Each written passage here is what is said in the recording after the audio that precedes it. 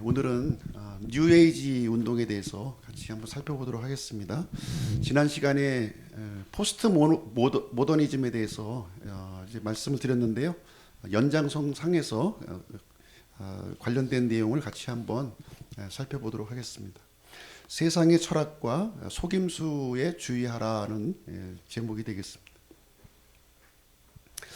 자, 우리는 지금 이제 마지막 때를 지금 살아가고 있죠.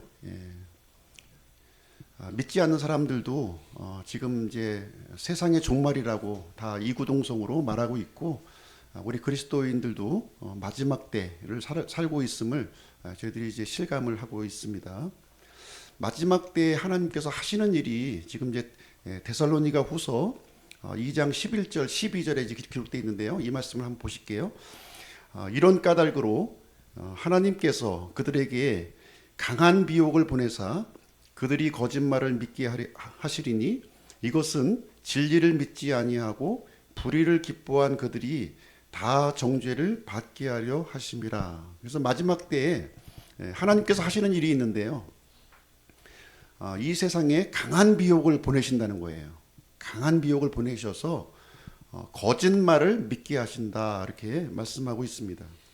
마치 하나님께서 거짓말을 믿게 하시도록 강요하는 것처럼 보이는 구절인데요. 자세히 이제 이 구절을 살펴보시면 거짓말을 믿게 하는 이 대상이 누군지 이 구절에 명시가 되어 있죠. 정상적으로 믿음 생활하는 사람에게 거짓말을 믿도록 하는 것이 아니라 불의를 기뻐하는 사람들, 그 마음 속에 불의를 기뻐하는, 하나님의 뜻과는 전혀 상관없이 이 세상을 사랑하고 불의를 기뻐하는 사람에게는 강한 미혹을 보내신다는 거예요. 강한 미혹을 보내셔서 그들로 하여금 거짓말을 믿게 하신다. 정상적인 사람을 이렇게 거짓말을 믿게 하는 것이 이제 아니라는 것이죠. 이것은 마치 이렇게 이해하시면 될 것 같아요. 지금 우리가 살고 있는 이 세상은 알곡과 쭉정이가 이렇게 혼재되어 있는 거잖아요. 그래서 이 마지막 시대에는 하나님께서 알곡과 쭉정이를 이제 구별시키는 그런 작업을 지금 진행하신다, 이렇게 이해하시면 되겠습니다. 뉴에이지의 배경에 대해서 좀 말씀드릴 텐데요. 지금 우리가 살고 있는 이 세상은 성경의 권위와 이 교리 그리고 인간의 이성과 과학이 충돌하는 그런 시대에 살고 있어요. 그렇죠? 사람들은 하나님의 이 말씀을 이렇게 부정하고 거부를 하고 있습니다. 거부를 하고 있고요. 그래서 이제 그 대안으로 인간의 이성과 과학을 붙들었는데, 그것도 한계점을 느낀 거죠. 한계점을 느낀 거예요. 인간의 이성과 과학이 잘 사는 세상을 만들어줄 것으로 생각했는데 그렇지 않았다는 거예요. 그 한계점을 인식을 해서 지금은 새로운 영적 대안을 지금 추구하고 있다는 겁니다. 그것이 바로 뉴에이지 운동이라고 보시면 될 것 같습니다. 그래서 마지막 시대를 이제 포스트 모더니즘이라고 좀 얘기하고 있는데요. 이 포스트 모더니즘의 그 대표적인 사상이 바로 뉴에이지 사상이 이제 되겠습니다. 그래서 뉴에이지 사상과 포스트 모더니즘은 굉장히 공통점을 많이 갖고 있는 거죠. 공통점이 많이 있습니다. 뉴에이지 사상의 그 대표적인 특징을 보시면 다원주의예요. 다원주의. 진리를 이렇게 찾아가는 데에는 여러 가지 길이 있다는 거죠. 한 가지 길만 있는 것이 아니라 여러 가지 이제 길이 있다는 것이고요. 두 번째는 탈권위입니다. 탈권위. 권위를 이렇게 부정하고 권위를 이제 대항하는 모습이 되겠습니다. 제가 살았던 그 대학 생활에서도 권위를 좀 부정하는 마음이 있었어요. 기성세대를 좀 이제 이렇게 바꿔야 되고 개혁해야 된다, 그런 그 생각을 가지고 있었는데요. 지금 현재의 시대는요, 그런 부분이 더 좀 심화되었다, 이렇게 보시면 될 것 같아요. 더 강한 모습으로 보여주고 있습니다. 그 다음에 이제 혼합주의인데요. 혼합주의. 하나님께서는 빛과 어두움 그리고 하나님의 성전과 우상을 명확하게 구별하시는 분이에요. 그런데 오늘날 우리가 살고 있는 세상은 이렇게 그 섞어버리는, 진리와 비진리를 섞고요, 또 하나님과 우상을 섞어버리는 그런 일이 뉴에이지 사상의 특징이 이제 되겠습니다. 그리고 이 객관적인 진리보다는 주관적 진리를 선택하는 거예요. 주관적 진리라고 하는 것은 무엇을 얘기하고 있냐면 개인의 감정과 개인의 그 경험을 중요시하는 겁니다. 다른 사람이 어떤 그 주장하는 내용보다는 내가 경험하고 내가 느끼는 것이 중요하다 이렇게 얘기하는 것이 주관적 진리가 되겠습니다. 마지막으로 해체주의인데요. 해체주의, 뉴에이지 사상의 대표적인 특징이기도 합니다. 해체주의는 기존의 그 전통적인 가치를 다 무너뜨리는 거예요. 다 무너뜨리는 겁니다. 성에 대한 경계를 무너뜨리고요. 또 가정을 무너뜨리고 모든 그 이 기존에 우리가 중요하게 여겼던 그런 모든 가치들을 다 해체하는 것이 뉴에이지 사상의 특징으로 이렇게 보시면 되겠습니다. 그래서 그 성경과 뉴에이지는 이제 그 충돌하고 있는 거죠. 충돌할 수밖에 없습니다. 성경은 유일하신 하나님을 우리가 이제 받아들이고 믿고 있습니다. 그러나 뉴에이지는 그렇지 않은 거죠. 모든 것을 이제 그 신성시하는 거예요. 모든 것을 신성시하고 있다. 그리고 성경은 타력 구원을 우리가 믿고 있습니다. 구원자이신 예수 그리스도를 통해서 우리가 구원받는 것이죠. 그러나 뉴에이지는 우리 안에 내적인 신성이 있기 때문에 내적인 신성을 이렇게 개발하고 이렇게 또 인식하게 되면 구원을 받을 수 있다 이렇게 주장하고 있습니다. 성경은 예수 그리스도께서 유일한 구원의 길이심을 우리에게 명시적으로 밝혀주고 있고요. 반면에 뉴에이지는 이렇게 다원주의죠. 다양한 구원의 길이 있다고 이렇게 주장을 하고 있습니다. 성경은 하나님의 말씀이 절대적인 기준이라고 우리에게 알려주고 있습니다. 그러나 뉴에이지는 그렇지 않다. 상대적인 기준이다. 이것은 시대에 따라 달라질 수도 있고요. 또 장소에 따라 달라질 수도 있고요. 사람에 따라 이거 진리는 이게 달라질 수 있다고 이렇게 주장을 하고 있습니다. 그리고 사후세계에 대해서도 성경은 천국과 지옥, 심판이 있음을 저희들이 믿고 있습니다. 반면에 뉴에이지는 우리가 살아가면서 이제 여러 가지 그 이제 어떤 공덕을 쌓는다고 그러죠. 공덕을 쌓는데 좋은 선한 것을 많이 쌓으면 사람으로 태어나고 이렇게 좀 잘못된 일을 많이 하게 되면 짐승으로 태어난다 이렇게 또 주장하는 것이 뉴에이지의 사상이 이제 되겠습니다. 그래서 오늘은 세상의 철학과 속임수에 주의하라는 제목으로 이제 말씀을 전해드리도록 하겠습니다. 그래서 뉴에이지 운동에 대해서 같이 보시게 될 거고요. 뉴에이지 운동의 이 핵심은 바로 세상의 철학, 영적인 속임수 이 두 가지로 이렇게 구별이 됩니다. 그래서 이 뉴에이지 이런 그 시대에 우리가 그리스도인들은 어떻게 좀 살아야 되는가 그 자세에 대해서 같이 한번 생각해보는 그런 시간을 갖도록 하겠습니다. 자, 뉴에이지 운동인데요. 뉴에이지 운동은 20세기 중반, 그러니까 한 1960년도부터 태동된 것으로 이렇게 보여지고 있고요. 영적, 철학적 운동이 이제 되겠습니다. 그래서 종교와 철학을 결합해서 이 인간 내면의 자아를 실현하는 데 이렇게 초점을 맞추고 있습니다. 인간의 내면적 신성을 강조하고요. 우주와 인간을 하나로 이렇게 연결시키고 있습니다. 그래서 다양한 관점, 다양한 사상들을 이렇게 수용하는 것으로 있고요. 굉장히 현대인들에게는 이렇게 좀 매력적으로 이제 받아들이는 그런 사상이 이제 되겠습니다. 그래서 성경이 가르치고 있는 이런 그 내용과 전적으로 이제 충돌하는 모습을 여기서 이제 보여주고 있습니다. 자, 뉴에이지 운동의 심볼인데요. 이 심볼을 한번 보시게 되면 이렇게 오망성 이런 심볼을 사용하고요. 그 다음에 이제 오음이라고 하는 이런 심볼도 이제 사용하고 있습니다. 그리고 이제 만다라 이런 그 상징물도 사용하고요. 수정과 크리스탈, 그리고 은하와 행성 이미지, 연꽃 이런 것들, 그리고 무한대 기호 같은 것들을 이제 사용하고 있습니다. 뉴에이지의 키워드는요, 조화, 명상, 평화, 깨달음, 치유, 에너지 이런 것들이 이제 굉장히 중요한 단어로 이제 부각을 시키고 있습니다. 뉴에이지의 출현을 보시게 되면 이제 포스트 모더니즘, 지난 시간에 포스트 모더니즘에 대해서 말씀드렸죠. 예, 포스트 모더니즘이라고 하는 것은 후 근대라고 하는 뜻이에요. 후 근대. 예. 그래서 모더니즘 이후의 시대를 이제 포스트 모더니즘이라고 하는데요. 여기에 다양한 철학과 신념이 결합되어서 뉴 에이지 사상, 뉴 에이지 운동으로 이렇게 발전하게 되었습니다. 그럼 먼저 세상의 철학에 대해서 한번 말씀드리도록 할게요. 뉴 에이지 안에 있는 세상의 철학은 무엇이 있는가 하는 것을 한번 보시도록 하겠습니다.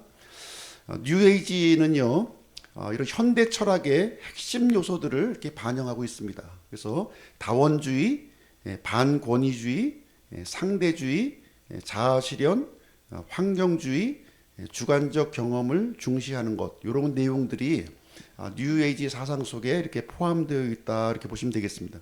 그래서 이런 내용들이 이질적으로 느껴지지 않으시죠? 굉장히 그 받아들여지기에 좀 거북하지 않은 그런 내용들로 이렇게 구성이 이제 되어 있습니다. 그렇지만 이런 그 철학의 내면 속에 담겨 있는 내용을 보시게 되면요, 성경을 부정하는 것이고 또 하나님을 부정하는 그런 내용으로 담겨져 있다고 하는 것을 분별할 수 있어야 되겠습니다. 이러한 철학적 배경이요, 뉴에이지 사상을 지금 확산시키고 있다, 이렇게 보시면 되겠습니다. 첫 번째로 다원주의인데요. 다원주의. 성경은 분명하게 예수 그리스도께서 유일한 구원의 길이 되시고 유일한 진리가 되시고 유일한 생명이 되신다 하는 것을 밝혀주고 있습니다. 여기서 이제 길, 진리, 생명은요, 영어 단어에 정관사 더가 이렇게 들어가 있어요. 그래서 유일한 길이요, 유일한 진리요, 유일한 생명임을 분명하게 이제 밝혀주고 있죠. 오직 예수 그리스도를 통해서만 하나님 아버지에게 갈 수 있다 하는 것을 말씀해주고 있고요. 그 일을 위해서 예수님이 이제 오신 거죠. 예, 오신 겁니다. 그러나 이 세상 철학은 이것을 부정하고 있는 거예요. 예, 우리가 진리를 찾는 데에는 한 가지 방법만 있는 것이 아니라 여러 가지 방법이 있을 수 있다, 이렇게 주장을 하고 있는 것입니다. 지난번에 제가 이제 일이 있어서 은평구에 있는 진관사를 좀 제가 다녀왔는데요. 참 이렇게 뭐라 그럴까, 좀 믿지 않는 사람들이 이런 모습을 보게 되면 이 불교라는, 우리 이제 믿는 사람들이 불교를 생각할 때는 굉장히 좀 이렇게 거리감을 좀 두고 있지만, 안 믿는 사람들이 이 불교를 보았을 때 참 이렇게 굉장히 쉽게 이것을 좀 받아들이기가 쉽지 않은가 하는 생각을 좀 갖게 되었어요. 거기 이제 울타리가 이렇게 있는데요. 이렇게 돼 있습니다. 마음의 정원이에요. 마음의 정원이 있는데 거기 팻말을 보니까 종교를 넘어, 이런 팻말이 있는 거예요. 이 불교라고 하는 이런 이 절 안에 들어오는데 이게 처음으로 이렇게 맞닥뜨리는 문구인 거죠. 문구를 보시게 되면 종교를 넘어서, 기독교인이든 이슬람교인이든 무슨 종교를 믿든 다 받아들인다는 얘기잖아요. 그래서 안 믿는 사람에게는 이것이 굉장히 너무 호감이 가는 그런 문구가 아닌가, 이런 생각이 좀 들고요. 그러나 우리 교회 같은 경우는 참 문턱이 사실 없는데도 불구하고 굉장히 높습니다. 굉장히 높아요. 예, 참 넘어오기가 굉장히, 우리 식구들도 데려오기가 참 어렵잖아요. 그렇죠? 예, 굉장히 문턱이 높지만 이 다른 종교들은 굉장히 문턱이 굉장히 낮고요. 예, 모든 것을 포용하는 모습을 이렇게 보여주고 있습니다. 또 이런 문구도 있어요. 당신이 부처님이십니다. 예, 이게 존중하는 모습이 또 이렇게 이런 문구들이 또 있고요. 그 WCC의 바하르 선언문이라고 있습니다. 그 바하르 선언문을 이제 1990년에 채택한 이 포스터를 한번 보시게 되면 여기에 그 여러 가지 종교들이 쭉 나와요. 여러 가지 종교들이. 예. 이런 것을 통해서 우리는 뭘 느낍니까? 예. 진리를 우리가 추구하는 데 있어서는 한 가지 길만 이렇게 주장하는 것은 굉장히 배타적이고 편협한 생각이다, 이런 생각 안 듭니까? 예. 그래서 많은 종교들이 이렇게 이 공동의 목적을 위해서 함께 노력하고 함께 좀 이렇게 좀 화합해야 되지 않느냐 하는 내용들을 여기 담고 있는 거예요. 예. 이런 거죠. 산에 올라가려면 우리가 여러 가지 등산 코스가 있잖아요. 그렇죠? 예. 산에 올라가는 게 한 길만 있습니까? 여러 가지 길이 있는 것처럼 진리를 우리가 좀 추구하기 위해서는 이렇게 다양한 길이 이렇게 있는 것이지 한 가지 길만 이렇게 주장하는 것은 좀 너무 편협하지 않냐. 이것이 이제 뉴에이지 이 사상에 담겨져 있는 그런 핵심적인 철학이에요. 예. 안 믿는 사람들은 이것을 이제 굉장히 포용적으로 이렇게 받아들이는 거죠. 예. 오히려 기독교가 좀 너무 좀 지나칠 정도로 편협하다 이렇게 주장을 하게 되는 것입니다. 두 번째 철학은요, 상대주의입니다. 상대주의예요. 상대주의. 상대주의라고 하는 것도 역시 마찬가지로 절대적인 것이 없다는 겁니다. 절대적인 것이 없다는 거예요. 이사야서 40장 8절에 보시면요, 성경은 명확하게 얘기하고 있습니다. 풀은 마르고 꽃은 시드나 우리 하나님의 말씀은 영원토록 서리라. 하나님의 말씀은 시대와 장소, 인종에 상관없이 문화에 상관없이 절대적인 진리라고 하는 것을 우리에게 말씀해주고 있죠. 그러나 세상은 그렇지 않은 거예요. 세상은 그렇지 않다. 과거의 진리가 어떻게 오늘날 진리가 될 수 있느냐, 동양의 진리가 어떻게 서양의 진리가 될 수 있느냐, 이렇게 주장을 하고 있는 내용이 되겠습니다. 이렇게요, 이런 포스터가 나오는 거죠. 모든 문화는 소중합니다. 각자의 문화가 소중한 거예요. 각자의 문화가. 그래서 절대적인 것은 없다는 것을 우리에게 이런 사상들을 이제 심어주고 있는 겁니다. 그래서 하나님의 말씀으로 우리가 무장되어 있지 않으면요, 속수무책으로 무너질 수밖에 없는 거예요. 속수무책으로 무너집니다. 그리고요, 환경보호. 지금 이제 대부분의 환경보호 단체들이 뉴에이지 사상가들이에요. 이 사상이 이 기저에 깔려 있는 겁니다. 겉으로 볼 때 너무 좋아 보이잖아요. 환경을 보호합시다. 동물을 보호합시다. 우리가 살고 있는 세상 살기 좋게 만듭시다. 얼마나 좋은 거예요, 이것이. 성경은 뭐라고 얘기하고 있습니까? 사람을 사랑하라고 얘기하고 있는 거예요. 환경을 사랑하는, 우리 사랑의 대상은 사람이지 이런 자연이나 이런 동물들이 아니라고 얘기하고 있는 겁니다. 환경이나 동물은요, 사람들이 다스려야 될 대상이에요. 하나님의 뜻을 따라서 다스려야 될 대상이지, 이게 환경보호, 동물보호로 우리가 이제 가게 되면요, 동물을 사랑하는 쪽으로 가게 되면 사람이 무시가 되고요, 사람하고 이렇게 좀 사람 위에 군림하는 그런 일들이 발생하게 되는 겁니다. 이 안에 있는 아주 치명적인 사상을 우리가 좀 볼 수 있어야 되는 겁니다.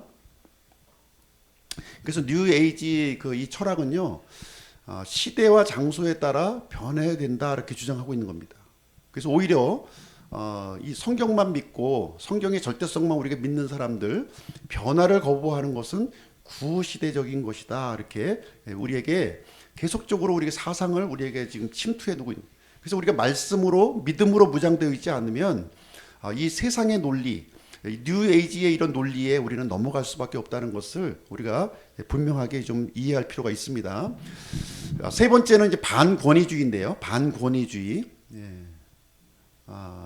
로마서 13장 1절에 보면 모든 혼은 더 높은 권력들의 복종할지니라 이렇게 하나님의 말씀에 기록이 되어 있습니다. 현존하는 모든 권력들은요, 하나님께서 정하셨다 이렇게 말씀하고 있죠. 우리는 권위는 존중되어야 하고요, 우리는 권위를 우리가 권위 앞에 복종해야 됩니다. 근데 권위주의는 잘못된 거죠. 권위주의는 잘못된 거예요. 그러면 반권위주의도 잘못된 거라는 거예요. 권위주의가 잘못된 것이라면 반권위주의도 잘못된 거예요. 그래서 이 올바른 권위에 대해서는 우리가 그 권위를 행사해야 되는 것이고요, 우리는 마땅하게 복종하는 태도를 우리가 가져야 되는 것입니다. 권위가 잘못되어 있다고 해서 반권위주의로 되는 것은 이건 잘못된 사상이다 하는 것을 말해주고 있습니다. 네 번째는 혼합주의예요. 혼합주의. 고린도후서 6장 14, 15절 너희는 믿지 않는 자들과 더불어 공평하지 않게 멍에를 같이 매지 말라. 의의가 불의와 무슨 사귐을 갖겠느냐? 빛과 어둠과 무슨 친교를 나누겠느냐? 그리스도가 벨리알과 무슨 일치를 보겠느냐? 혹은 믿는 자가 믿지 않는 자와 무슨 몫을 나누겠느냐? 그래서 성경은 분명하게 우리 믿는 사람들이 구별된 삶을 살아야 될 것을 말씀해주고 있어요. 이렇게 빛과 어두움, 믿는 사람과 믿지 않는 사람, 그리고 그리스도와 벨리알, 이렇게 섞어서는 안 된다는 거예요. 섞어서는. 우리가 지난 시간에도 한번 언제 언급한 바가 있는데요. 맛있는 음식에 청산가리를 0.1%를 추가했을 때요. 그것은 더 이상 맛있는 음식이 될 수가 없는 거죠. 유익한 음식이 될 수 없는 거예요. 치명적인 독이 되는 겁니다. 그래서 이게 빛에 어두움이 가미되는 순간 더 이상 빛의 역할을 할 수가 없는 것입니다.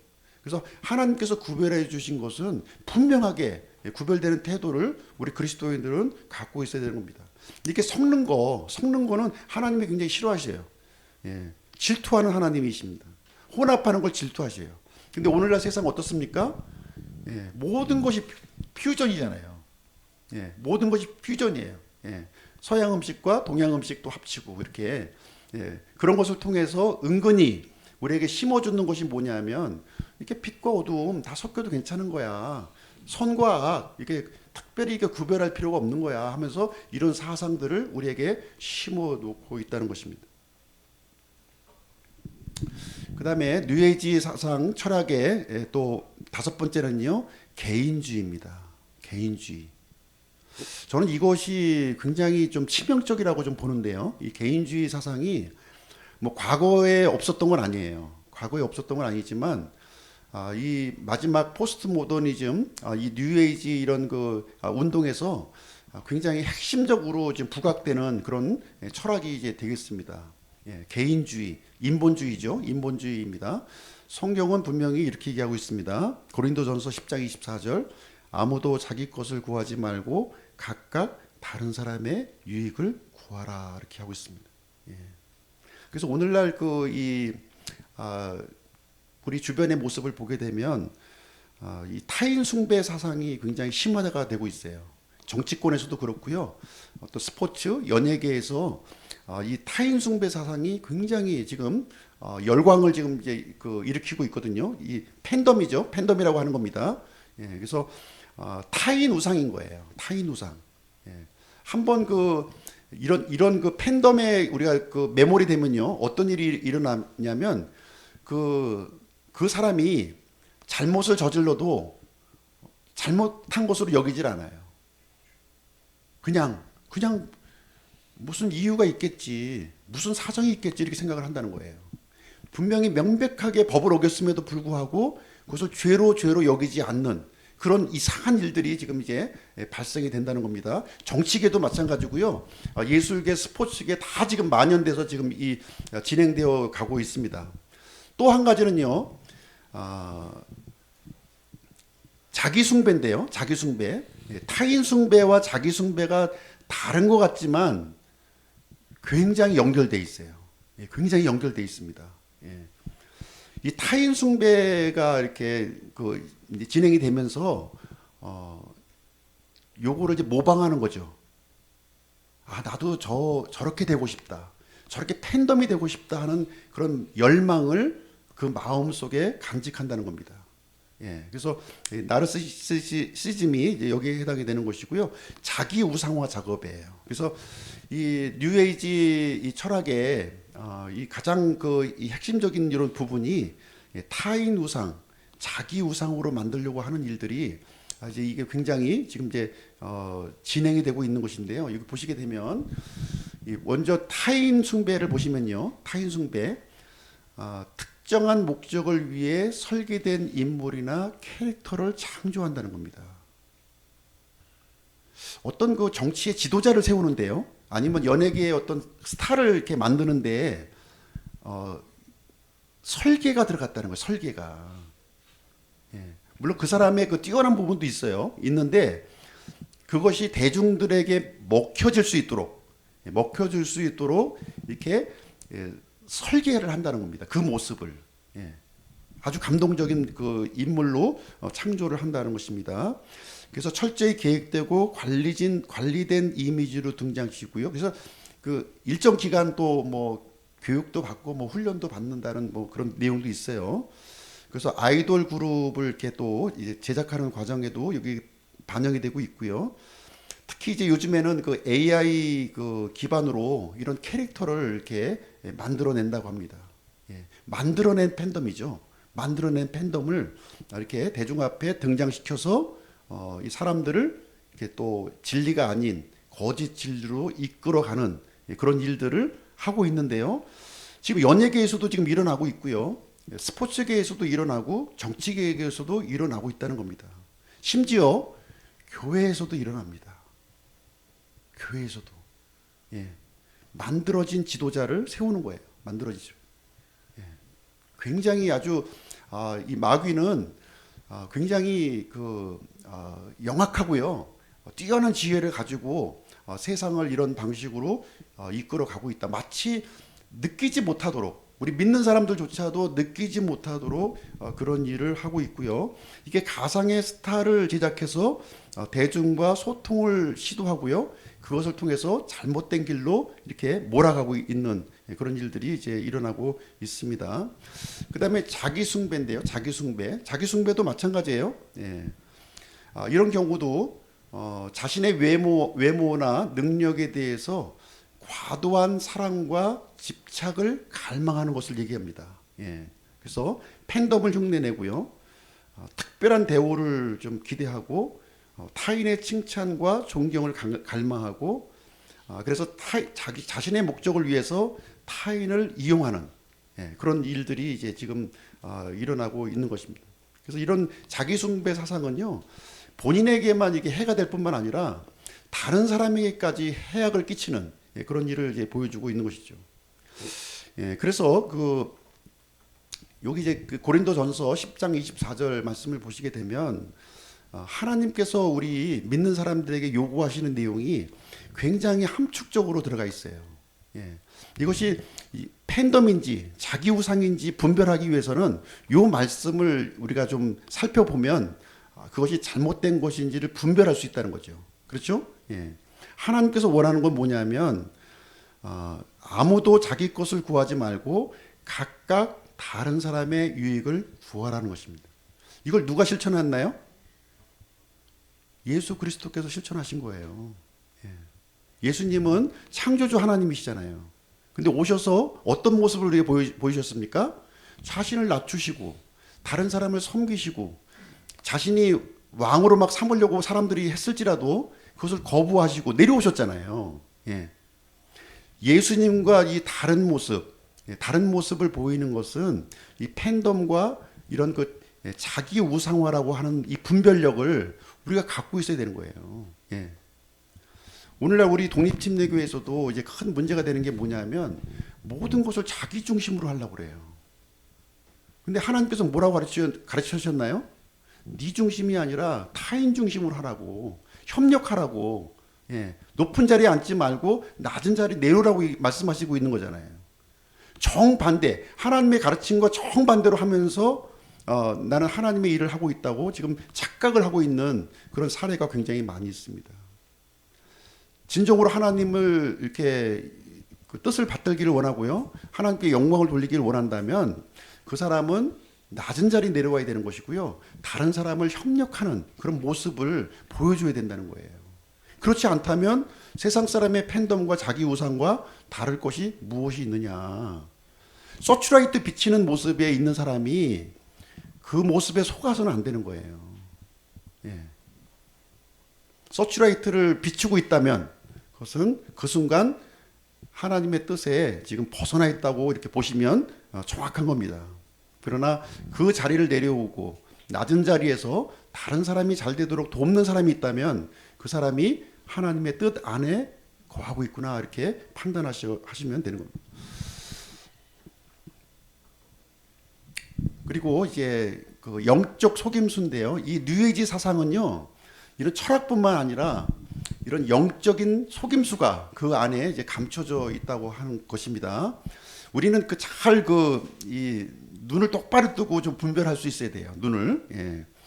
에베소서 6장 12절인데요. 우리는 살과 피와 맞붙어 싸우지 아니하고 권력들과 권능들과 이 세상 어둠의 치리자들과 높은 초소들에 있는 영적 사악함과 맞붙어 싸우느니라 이렇게 하고 있습니다. 그래서 우리가 눈을 똑바로 뜨라고 했을 때요, 육신적인 눈이 아니라 영적인 눈을 얘기하고 있는 거죠. 영적인 눈으로 바라볼 수 있어야 돼요. 과연 저기 지금 이제 빛을 비추고 높은 자리에 앉아 있는 사람이 어떤 사람인지를 잘 분별할 수 있어야 된다는 겁니다. 이렇게 양의 탈을 쓰고 양의 탈을 쓴 늑대가 아닌지 이것을 잘 분별할 수 있어야 됩니다. 그 배후에서 역사하는 이런 영적인 사악함을 우리는 분별할 수 있어야 되겠습니다. 자, 뉴에이지 신학은요, 뭐 뉴에이지 신학이라고 이렇게 좀 뭐 이렇게 그런 신학이 있는 건 아닙니다. 그런 영적인 부분을 얘기하는 거예요. 초월적인 신은 존재하지 않는다 이렇게 주장합니다. 초월적인 신은 존재하지 않는다. 대신에요, 내가 신이라는 거죠. 내 안에 신성이 있다는 거예요. 그래서 사람들은 내 내면에 있는 이 신성을 선포하라는 거죠. 외부에 있는 초월적인 신을 우리가 추구하는 것이 아니라 내면에 있는 신성을 선포하는 것이고요. 최종 권위는 내 안에 있다는 거예요. 이것이 뉴에이지 신학의 그런 핵심적인 그런 요소가 되겠습니다. 그래서 내면의 욕망을 자유롭게 표현하라는 것이죠. 내면의 욕망을 억제하고 이렇게 반대하는 모든 것들은 불법적인 거라는 거예요. 불법적인 것이다. 그러니까 뭐 마음대로 살라는 거예요. 마음대로. 당신이 원하는 대로. A라는 사람은 A가 원하는 대로 살고요. B라고 하는 사람은 B가 원하는 대로 사는 거예요. 그리고 각자의 경험과 각자의 이런 이성이 중요하다고 이제 주장을 하고 있는 것입니다. 여기에서 이제 도입되는 방법이 명상요법입니다. 명상요법이요. 명상요법. 명상이라고 하는 이 메디테이션이라고 하는 이 단어는 우리 성경에는 묵상으로 번역했어요. 동일한 단어인데요. 이 뉴에이지에서는 명상이라고 지금 얘기하고 있고요. 우리 성경에서는 묵상이라는 표현을 합니다. 그래서 묵상, 명상은 이제 같은 겁니다. 이렇게 해서 이 묵상, 명상은요, 신을 만나는 매개체인 거예요. 우리가 하나님을 만나기 위해서는 묵상해야 되는 거죠. 묵상. 그러면 하나님이 아닌 다른 신을 만나기 위해서 어떻게 해야 돼요? 명상을 해야 돼요. 명상. 그러니까 지금 이제 같은 단어를 쓰지만 개념이 틀리다는 것을 우리 이해를 해야 되는 거예요. 뉴에이지에서 얘기하고 있는 이 개념과 성경에서 얘기하는 이 묵상의 개념이 같은 단어지만 다른 의미로 서로 사용을 하고 있구나 이렇게 보시면 되겠습니다. 그래서 이 명상, 뉴에이지에서 내용하는 이 명상은요, 핵심이 뭐냐면 나를 비우는 거예요. 그래서 이 뉴에이지 쪽의 이런 이 가르침이나 그런 훈련들을 보게 되면 어떤 것을 강조하냐면 릴렉스, 그다음에 나를 비우라고 그러는 거예요. 나를 비우라. 계속 비우는 거예요. 이렇게 비워내는 겁니다. 그것이 바로 명상의 추구하는 내 안에 있는 것이 하나도 없도록 이렇게 비워야 돼요. 이렇게요. 비우는 작업을 여러 가지 도구를 통해서 이렇게 진행을 합니다. 음악을 통해서 하든지 어떤 어떤 사물을 이렇게 바라보면서 하듯이 이렇게 다양한 그런 것을 사용을 해서요, 나를 비우는 작업을 계속 시키는 거예요. 그런 순간 어떻게 됩니까? somebody가 들어오는 거죠. somebody 뭡니까? 다른 영이 들어오는 거예요. 다른 영이 내 안에 들어와서 지배를 하게 되는 그런 일이 이제 생기는 건데요. 이것을 뭐라고 표현하냐면요, 자아 개발을 통한 영적 성장이다 이렇게 하는 겁니다. 너무 고상한 말로 표현하는 거죠. 내 안에 있는 이 신성, 잠자고 있는 이 신성을 깨워서 깨워서 이렇게 영적 성장을 추구하는 것이다 하는 겁니다. 예.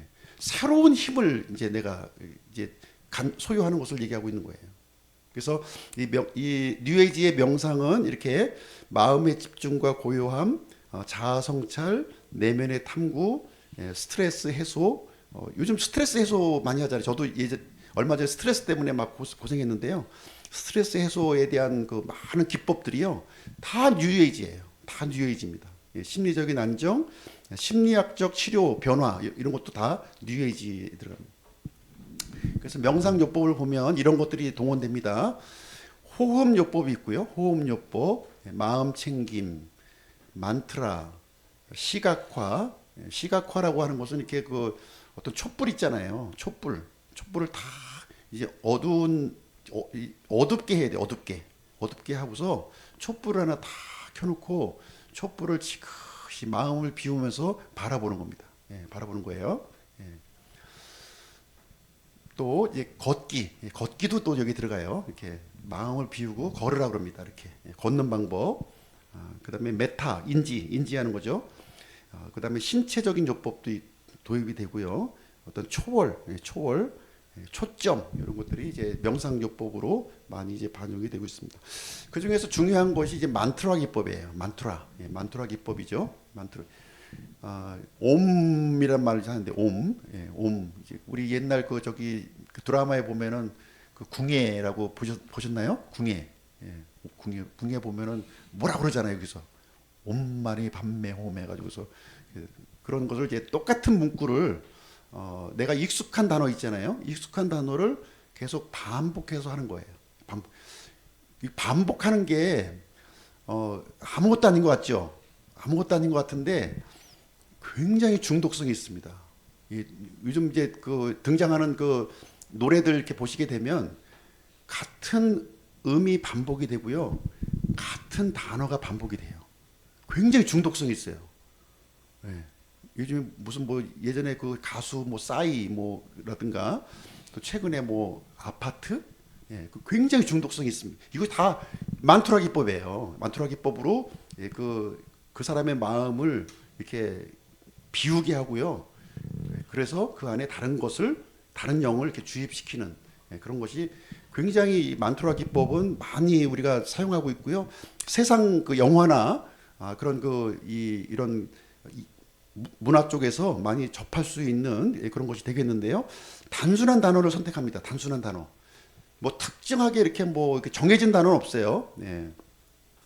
일부 단체에서는 정해진 단어를 사용하기도 하는데요. 정해진 단어 굳이 안 해도 이제 이렇게 돼 있습니다. 그리고 동일한 반복과 리듬이 들어가고요. 우리가 무슨 아마존에 가면은 있잖아요. 아마존에 가면은 이렇게 막 흑인들이 아마존 원주민들이 막 돌지 않습니까? 돌면서 이제 뚜땅땅 뚝땅땅땅땅 하면서 이제 돌잖아요. 그게 만투라 기법이에요. 사람의 혼을 이제 이렇게 빼서 가는 거죠. 그래서 몰입과 여운을 이제 갖게 하고요. 내적인 자화를 내려놓고 이완시키는 그런 기법이 이제 되겠습니다. 불교에도 있어요. 불교에도 있습니다. 특정 소리나 이제 문구, 여기 아까 얘기했던 버머라고 그러죠. 버머를 가지고서 옴마니 파드메 홈, 나모 아미타불, 옴타레 투타레 투레 소하. 뭐 이렇게 하면 모르잖아요. 일반 사람들이 모르는데 이걸 계속 반복을 하니까 뭔 소리지? 이렇게 집중하게 되고 그 소리를 통해서 나를 이렇게 내려놓는 작업을 하는 겁니다. 새벽 일어나서 하고요. 밤늦게도 이렇게 하는 거죠. 이런. 그래서 이제 이 소리만 가지면 또 이제 목이 쉴 거 아닙니까? 그래서 목탁도 두들기고 염주도 좀 돌리고요. 또 쟁하면서 또 징도 한번 또 울려주고 이런 식으로 이렇게. 천주교도 이제 불교하고 굉장히 유사성이 많아요. 천주교도 보시게 되면 방법은 좀 틀린데요. 방법은 틀린데 비슷한 게 있습니다. 기도문이나 특정 구절을 반복적으로 암송하여 내적 평화를 추구한다 이렇게 돼 있습니다. 그래서 예전에 천주교 성당에서 하는 결혼식을 한번 제가 참석을 했는데 지루해서 너무 혼났어요. 지루해서. 근데 이제 그 내용 중에서 보니까 이제 신부가 앞에서 이렇게 선창을 하면 어, 그 신도들이 후창을 하더라고요. 뭐 긍휼히 여겨 주시옵소서. 그래서 뭐 이렇게 끝 부분을 이렇게 반복하는 그런 문구식으로 계속 뭐 선답하는 식으로 그렇게 하는 모습을 좀 봤는데요. 묵주기도라는 것이 있고요. 성호극기, 마음의 기도, 또 주기도문이나 마리아송을 계속 반복해서 부르고요. 그리고 성인과의 통공인데 이거 죽은 사람하고의 이런 적이에요. 죽은 사람하고 대화하는 그런 내용들이 천주교에 있어. 자, 여기 책이 하나 소개해드리면요. 책 시크릿이라고 하는 책입니다. 뉴에이지 아주 대표적인 그 뉴에이지 책이에요. 뉴에이지 책. 론다 번이라고 하는 사람이 지은 책인 시크릿 하면 뭔가 좀 그 비밀스러운 걸 우리에게 알려줄 것 같은 그것을 이제 얘기해주고 있는데 내용은 뭐 다른 게 없고요. 생각하는 대로 된다는 거예요. 내 안에 있는 이 신성, 잠자고 있는 신성을 깨우치는 그런 것으로 이제 되어 있고요. 무엇이든지 소망하라는 거예요. 소망하라. 그것이 이루어진다는 거죠. 꿈을 꾸라. 긍정적인 사고를 하면 이렇게 그 결과도 긍정적으로 이루어진다는 내용을 얘기해주고 있는 건데 다 이것이 뉴에이지 사상인 거예요. 뉴에이지 사상. 물론 성경도 긍정적으로 생각하라는 거죠. 우리가 긍정적인 사람이 됐기 때문에 긍정적인 생각을 하는 거지.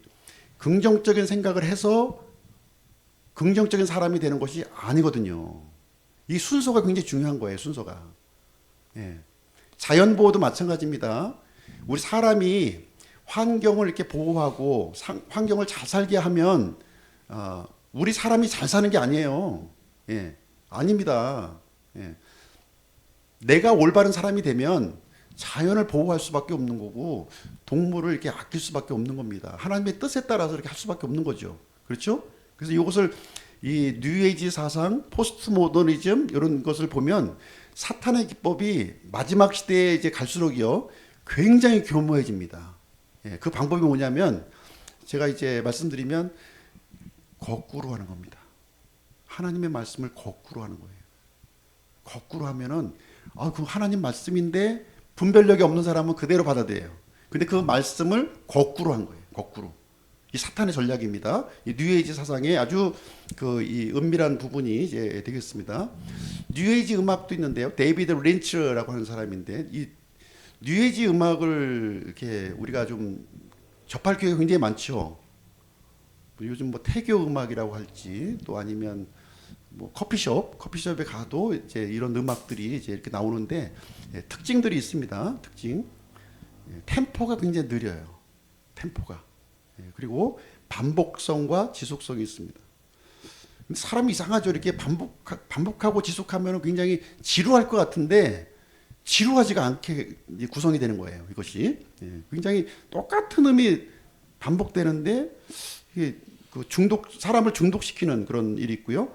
자연의 소리를 활용합니다. 이렇게 뿅 하면서 이제 물이 물방울이 탕 떨어지면서 이제 번지는 소리 있잖아요. 그런 소리 아니면 절에 가면 이게 풍경 소리 띵 하면서 이렇게 하는 소리 이런 모습들 그리고 전자음악과 전통악기가 이렇게 퓨전되는 거죠. 퓨전되고요.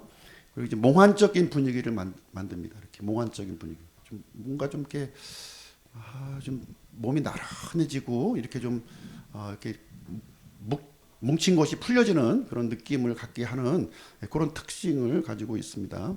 영화도 굉장히 많아요. 영화도 요즘에 거의 대부분이 뉴에이지 영화가 아니면 참 흥행이 안 될 정도로 이렇게 되어 있어요. 소울이라는 영화인데요. 2020년 이렇게 되어 있는데 자연과 우주를 이렇게 연결시키고요. 그래서 우주와 내가 하나라는 거죠. 하나가 되고 영혼과 삶의 의미를 부여하고 내적인 치유, 자아 발견하고 어떤 초월적인 경험 이런 것들로 이렇게 해서 굉장히 신비롭게 느껴지는 거예요. 뭔가 호기심을 이렇게 주고요. 그래서 뉴에이지 이런 운동이 우리가 알지 못하는 사이에 이것이 뉴에이지 운동인가 이런 것을 의식하지 않는 가운데 우리 삶의 전반적인 부분에 지금 이제 퍼져 있다고 하는 사실입니다. 예, 굉장히 자연스럽게, 지극히 자연스럽게 받아들이는 거예요. 예, 요가라든가 자연보호, 음악, 영화, 어떤 치유, 어떤 서적 이런 것을 통해서 전반적인 내용들이 지금 이제 확산되고 있기 때문에 뭐 이런 것이 좀 확산되면 좀 무슨 문제가 있나, 아무 문제가 없는 것처럼 느껴져요. 그렇죠? 예, 아무 문제가 없는 것처럼 느껴집니다. 그런데 그렇지가 않다는 거죠. 이런 것들 배후에는 악한 영들이 역사하고 있다는 거예요. 악한 영들이 아주 치밀하게 지금 굉장히 이것은 조직적으로 지금 이루어지고 있는 것 같아요. 특별한 뉴에이지 운동가 해서 이렇게 지도자가 있는 건 아니에요. 어떤 지도자가 있는 것이 아닌데 전 세계적으로 지금 이것이 지금 휩싸여져 가서 지금 흘러가고 있다. 도대체 어떤 방향을 지금 무슨 일이든지요, 이 방향성을 보는 게 굉장히 중요하잖아요. 어떤 방향으로 하고 있나. 그냥 뭐 그러다 마는 거냐, 뭐 이렇게 무브먼트라고 하는 것이 한순간 반짝했다가 또 사라지는 게 많잖아요. 근데 한순간 사라지는 거냐, 아니면 이것이 어떤 방향성을 가지고 있느냐 하는 것은 굉장히 또 다른 문제입니다. 새로운 시대와 질서를 가고 있다는 거예요. 새로운 질서, 새로운 시대, 새로운 시대로 가고 있다는. 새로운 시대, 새로운 질서 얘기하면 어떤 생각이 듭니까? 기존의 낡은 질서, 고리타분한 것들은 타도해야 될 대상으로 보는 거죠. 새로운 이런 것을 이제 추구하는 건데요. 바로 이것이 뉴에이지가 우리에게 제공하는 것이 이제 되겠습니다. 그래서 이론론과 범신론에 기초하고 있고요.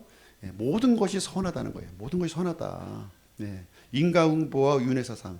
우리가 살고 있는 세상 이렇게 잘 살면, 그러니까 우리가 죽더라도 다시 이렇게 또 환생해서 좋은 모습으로 또 살 수 있다. 걱정하지 마라. 죽는다고 해서 너무 걱정하지 마라. 심판도 없어. 이런 식으로 강조하고 있는 거죠. 그래서 내가 살고 있는 이 세상을 이렇게 나의 내면에 이제 이 잠자고 있는 이 신성을 깨우쳐서 이렇게 신이 되는 거죠. 내가 신이 되는 거예요. 신이 되는 그런 모습을 가져야 된다는 것을 초점으로 맞춰주고 있습니다. 그러기 위해서는 영적 안내자가 반드시 필요한 거죠. 이런 영적 안내자의 필요성을 부각시키면서 사람들로 하여금 영적 안내자를 또 이렇게 찾고 이렇게 또 붙들게 되는 일인데요. 바로 이것이 바로 이 바벨탑을 재현하는 겁니다. 바벨탑을 재현하는 거예요. 이게. 이 목적이 여기에 있는 겁니다. 그래서 최종 목적은 바벨탑을 세우는 것입니다. 단일 세계 정부 시스템으로 가는 거고요. 그래서 정치도 하나로, 경제도 하나로, 그리고 종교도 하나로, 여기에 중요한 매개체로 활용되는 것이 뉴에이지 사상이 이제 되는 것입니다. 그래서 마귀가 굉장히 여기에 지금 심혈을 기울이고 있는 모습을 보여주고 있는 것이고요. 이 내용은 한결 같아요. 한결 반기독교, 반성경, 반하나님적이라는 거예요. 예수 그리스도 없어도 돼. 성경 없어도 돼. 하나님 필요 없어. 내가 최고야. 이렇게 몰아가고 있다는 거예요. 그래서 말씀으로부터 멀어지게 하고요. 그래서 우리가 드리는 이 예배를 형식화, 의식화로 바꿔버리는 거예요. 그냥 내용을 다 빼앗아가 버려요. 다. 그래서 우리가 영적인 안목을 가지고요, 이런 흐름을 보지 못하면 세상의 흐름대로 우리가 갈 수밖에 없다는 것을 우리가 인식을 해야 되겠습니다. 그래서 뉴에이지는요, 거짓된 거예요. 우리를 속이고 있는 겁니다. 속이고 있는 거예요. 그래서 이 전도서에서 이 내용을 이제 분명하게 우리에게 말씀해주고 있습니다. 이미 있던 것 바로 그것이 다시 있을 것이며 사람들이 이미 행한 것 바로 그것을 다시 행하리니 해 아래에는 새 것이 전혀 없도다. 혹시 사람들이 보라 이것은 새 것이라 하고 말할 수 있는 것이 있느냐. 그것은 우리가 있기 전에 이미 옛적부터 있었느니라. 이렇게 얘기하고 있습니다. 다 옛적부터 있었던 것, 이게 포장과 모양만 바꿔가지고 마치 새로운 것처럼 우리에게 주장하고 있는데 다 과거부터 하나님을 대적하고 하는 이런 그 악한 영들의 이런 속임수가 계속 반복하고 있는 것이다. 여기에 속아 넘어가지 말 것을 우리에게 성경은 강조하고 있는 것입니다. 그래서 이제 여기 예수님이 십자가에 달리시기 전에 이제 그 시몬 베드로에게 지금 이제 경고한 내용이 있어요. 경고한 내용을 한번 보시겠습니다. 또 주께서 이르시되 시몬아 시몬아 보라 사탄이 너희를 밀처럼 체질하려고 너희를 갖기 원하였으나 내가 너를 위해 내 믿음이 쇠하지 않도록 기도하였으니 너는 마음을 돌이킨 뒤에 내 형제들을 강하게 하라. 그래서 마지막 시대에 이렇게 알곡과 여기 뭐 하는 거죠? 지금 이 할머니 뭐 하는 거예요? 키질한다. 키질. 예, 키질 왜 합니까? 이 쭉정이하고 알곡을 쭉정이는 바람에 이렇게 날려보내고 알곡만 이제 바닥에 떨어지는 거잖아요. 그래서 이게 이 성경에 체질한다고 이렇게 표현되어 있는데요. 그래서 그 사람 안에 그리스도의 믿음을 가지고 있는 사람과 그리스도의 믿음이 없는 사람들을 구별시키기 위해서. 그래서 그러니까 처음에 이제 보신 말씀에서도 이게 하나님께서 강한 미혹을 보내서 이 진리를 찾으려고 하는 마음이 그 속에 없는 사람들은 그 미혹에 이끌려서 거짓말을 믿도록 거짓말을 따라가도록 이렇게 하신다는 거예요. 예, 따라가고 하신다. 그러나 믿음이 있는 사람들은 어떻게 해야 된다고요? 예, 따라가지 말고 속지 말라. 지금 이 얘기를 지금 여기서 해주고 있는 거예요. 사탄이 아무리 지금 다양한 것을 가지고 우리를 공략해도 분별력을 가지고 이렇게 지금 이제 살아갈 것을 지금 얘기해주고 있습니다. 결론을 내리도록 하겠습니다. 그래서 우리 그리스도인들은 하나님의 전신갑주로 우리가 무장해야 되겠고요. 성경적 세계관, 교리적 분별력을 우리가 갖춰야 되겠습니다. 그래서 영적 성장과 내적 성숙을 우리가 이제 추구하는데요. 이건 자기 부인을 통해서 이루어지는 거예요. 자기 부인. 나를 이렇게 드러내고 나의 어떤 뛰어남을 이렇게 통해서 이루어지는 것이 아니라 자기 부인을 통해서 이루어지는 것입니다. 그리스도 중심의 삶을 이제 살고요.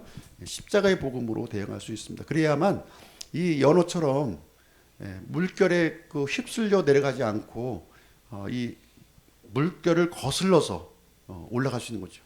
그리스도의 생명, 그리스도의 믿음 있는 사람들은 이 뉴에이지의 이 거친 파도를 뚫고 거슬러 올라간다는 것이 되겠습니다. 자, 승리의 핵심은 믿음이에요. 믿음. 무엇이든 하나님에게서 난 것은 세상을 이기느니라. 세상을 이기는 승리는 이것이니 우리의 믿음이니라. 이 우리의 믿음이 우리 지난번 믿음에 대해서 우리가 한번 다뤄봤는데요. 이 믿음이 무슨 믿음이라고요? 하나님께서 선물로 주신 믿음, 예수 그리스도의 믿음인 거예요. 내 믿음으로는 안 돼. 그리스도의 믿음으로 우리가 승리할 수 있다 하는 것을 말해주고 있고요. 이 믿음을 소유할 것을 사도 요한도 마지막에 지금 이제 요한일서 1장 4절에서 강조하고 있는 그런 내용이 이제 되겠습니다. 그래서 모두 그리스도의 믿음을 소유해서 이 세상의 이런 그 악한 풍조에서 우리가 연어처럼 그리고 또 체질할 때 알곡으로 남아있는 우리 그리스도인들이 되시기를 주님의 이름으로 축복합니다. 기도